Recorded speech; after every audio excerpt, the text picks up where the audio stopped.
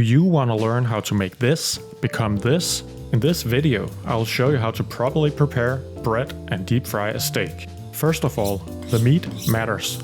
Because you cover up the steak, it's your responsibility as a cook to remove tough bits like connective tissue and hard fat caps to ensure a pleasant eating experience. I like to use a New York strip steak for this, as it, after being prepared, consists of only one muscle. Every muscle has some degree of connective tissue lining the surface. If you were to choose, for example, a ribeye, it would be impossible to clean up the connective tissue between the cap and the eyepiece. To prepare your steak, run a sharp knife along the silver skin and remove the cap. Remove any bits that's not part of the inner muscle that makes up the majority of the steak. Once done, you should have a perfectly trimmed piece of meat.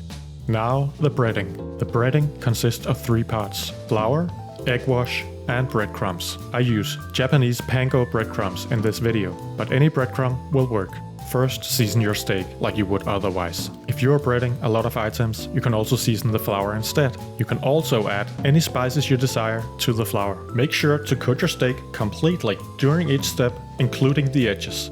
Now shake off excess flour and transfer to your egg wash. This is just a couple of eggs beaten thoroughly. This means enough to make the consistency of the eggs watery when running a fork through them. Again, coat your steak completely, flipping it a couple of times if necessary. Try to only get egg wash on one hand, and then use the dry hand when handling the breadcrumbs. That way, you avoid breading your fingers. Then transfer to the last step. Lay the steak down on the breadcrumbs, and then scoop some of them on top of your steak. Then flip it and give it a gentle press. Repeat this a couple of times until you have a solidly breaded steak.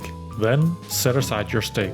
Now to the cooking. Fill a large pot with the amount of oil needed. And remember to never fill up your pot more than between half to 2/3 of the way, as you risk oil spilling over the top when introducing items into the hot oil. Depending on the thickness, you want to cook your steak accordingly. If you have a steak that's around a ½ inch or 1¼ centimeters after removing the fat cap like mine, then heat your oil to 375 F or 190 C and cook it for around 1 minute and 10 seconds. If you have a thicker steak, I recommend heating your oil to 350 F or 175 C. Cook a 1 inch or 2½ centimeter steak for 3 to 4 minutes depending on the desired doneness. Cook a 1½ inch or 3 3/4 centimeter steak for around 5 to 6 minutes depending on desired doneness. The reason for the difference in temperature is that when cooking the thin steak, you need a higher heat to develop the crust in the time it takes to cook the steak. Flip the steak halfway through cooking. Once done, remove from the oil and transfer to a wire rack. Salt the steak immediately after.